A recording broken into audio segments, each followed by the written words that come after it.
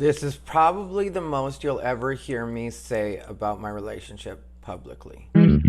What's up, everybody? Rivera here, the absolute best LGBTQ comedian in the world. All right, I know I haven't been posting stuff lately, but that's the story of my life. And if you've been watching my channel, you know how I do. Sometimes I disappear and sometimes I show up. I was in a relationship for 6 weeks. I titled this one, this is probably the most you'll ever hear me say about my relationship publicly, because one day I might be at an open mic, and if you're there and I just happen to be talking, you might hear more. Or if we're just having a little gossip sesh, that could happen too. It's just, it's how I do. I would like to say that I'm completely discreet about my relationships and I don't share a lot and all that stuff, but we all know I send more stuff than I probably should. And that's just what it is. It's, I'd like to say I'm going to change it, but I'm really not. So let's just get to it.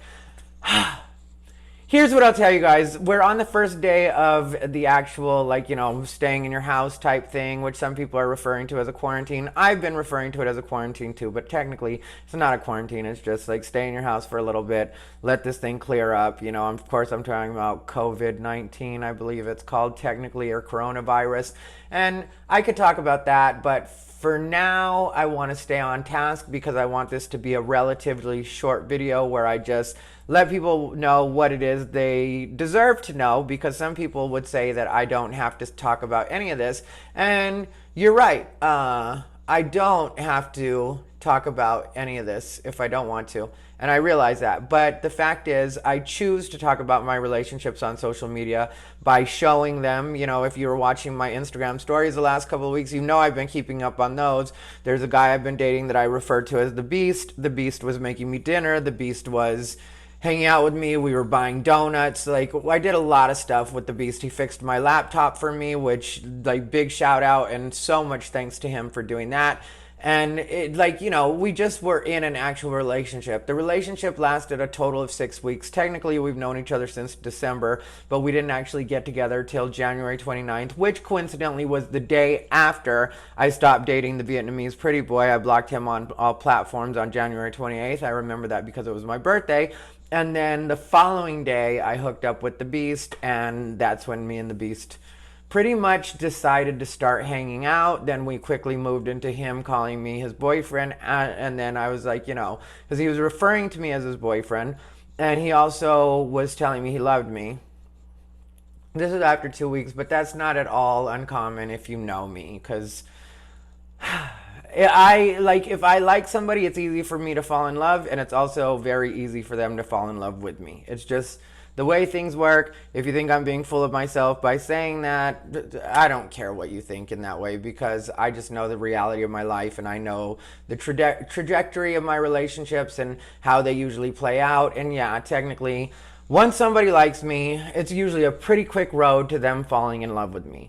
I had to break up with him. I didn't want to. I'll start off by saying that I really didn't want to end the relationship. There were so many ways that I thought we were perfect for each other, so many ways that I thought he was perfect for me.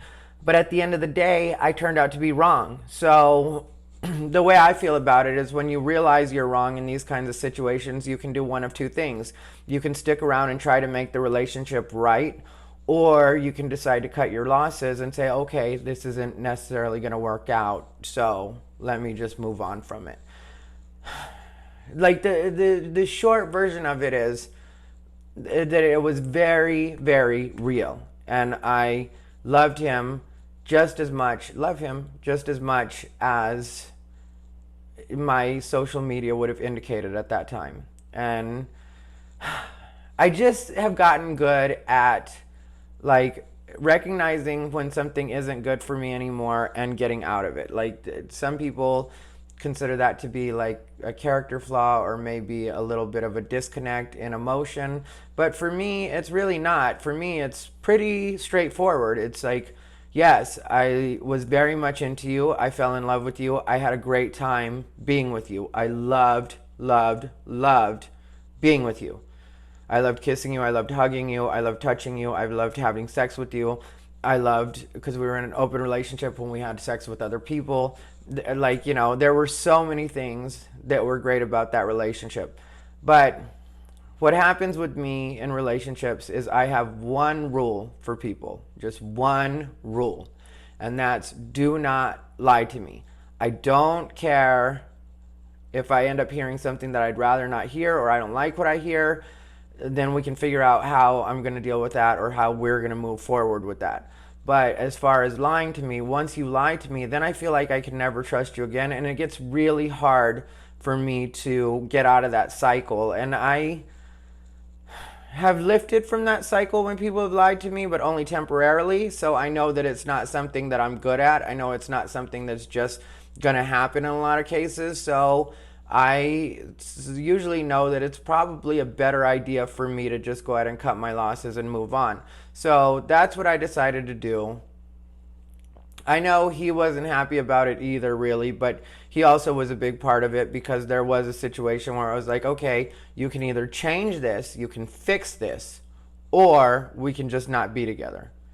And he chose the route of not fixing, and then I had to go on the road, so it just, further dissolved from there. There was a point where he was going to come to Sacramento with me, which was the last place I was performing, and he was going to come out and hang out with me in Sacramento, which we had talked about, but that was the plan. And then we started to not get along, like this particular situation boiled over, and we started to not get along. And then I was like, well, what's the point of you coming to Sacramento? We'll either argue a lot or this will be our last weekend together, because one way or another, this relationship has to end.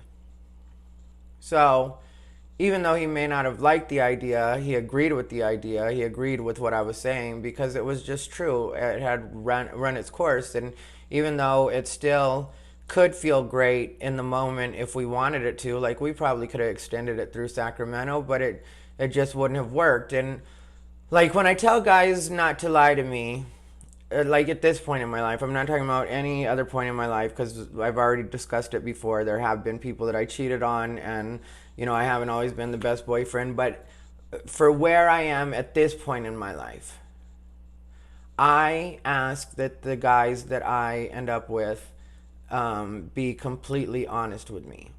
And in turn, I will be completely honest with you. I will tell you what it is I can do. I will tell you what it is I can't do. I will tell you where it is where I'm at financially. I will tell you anything you need to know. I will also let you know that I come to you with a free and clear title. There is no one else that can say they're dating me or thinks that we're dating in any way.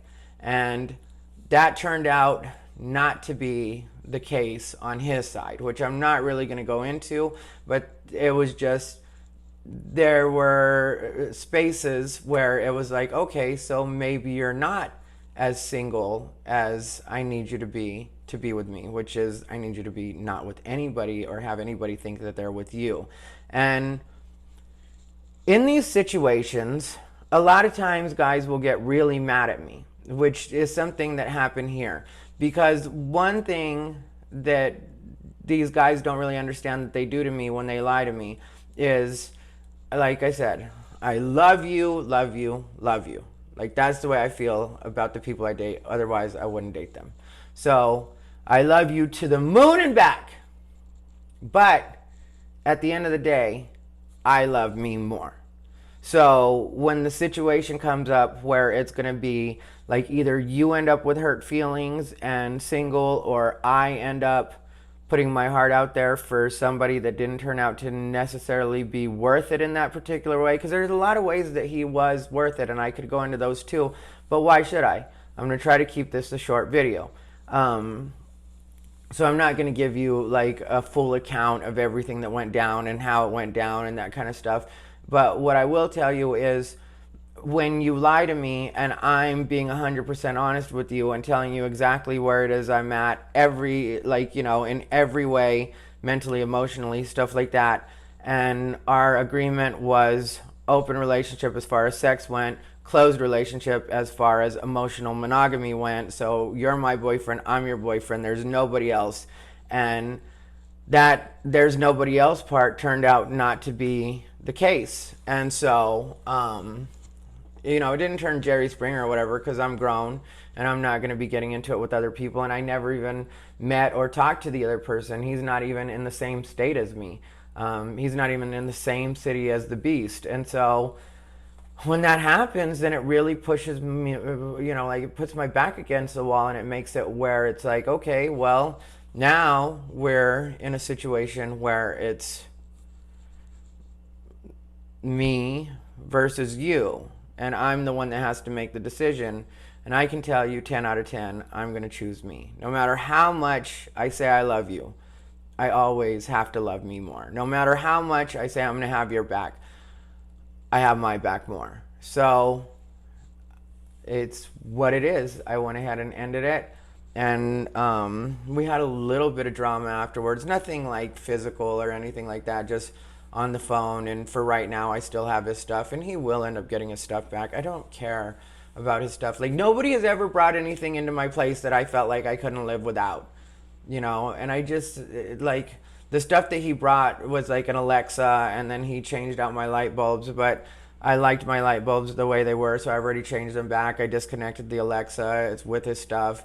I don't need or want anything anybody brings to a relationship. The only thing I need from anybody I date is what I need from somebody I date, which is honesty and love, affection, companionship, all the stuff that people are looking for.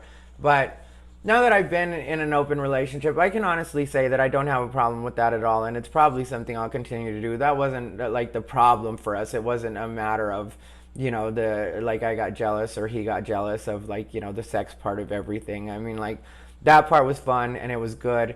And that part I'm going to miss a lot, and I'm sure he's going to miss too, because we had a really good sexual chemistry. Like, when it comes down to it, there was no denying in that way how we both felt about each other. Like, it was just, that part was very, very good. But you can't make a full relationship out of that. No matter how much you love it, no matter how much you both love it, it just doesn't turn into a full relationship. In those kind of situations, usually at some point you're just going to be like, yeah, I wasn't really down after all, like I thought I was. So I went ahead and bailed. He went ahead and confirmed it, went along with it. So that's where we're at. And I'm not going to pretend like I'm particularly down about it, because while I do have feelings about it, I'm not down about anything. Life is good and the quarantine is good, and I'll talk about that tomorrow, but I'm enjoying this situation. So maybe I'll feel differently in 2 weeks or 30 days or however long this lasts, but for right now, I'm enjoying what's going on, and I'm enjoying the amount that I'm talking to my friends and seeing my friends. I've talked to a few friends on the phone. I swung by a few houses, kept good social distance, I believe. Social distancing is what they call it. And I've been respecting that, and so have my friends. So I'm feeling pretty good about things. It's just me and little Bijou over here. Thank you to the people who asked about me. I'm sorry that I haven't been on that much lately. Let's see if I can do a challenge where I do this, consistently. Since we're on the break, let's do this consistently. Thanks so much for watching. I appreciate you guys. This has been Rivera, the absolute best LGBTQ comedian in the world.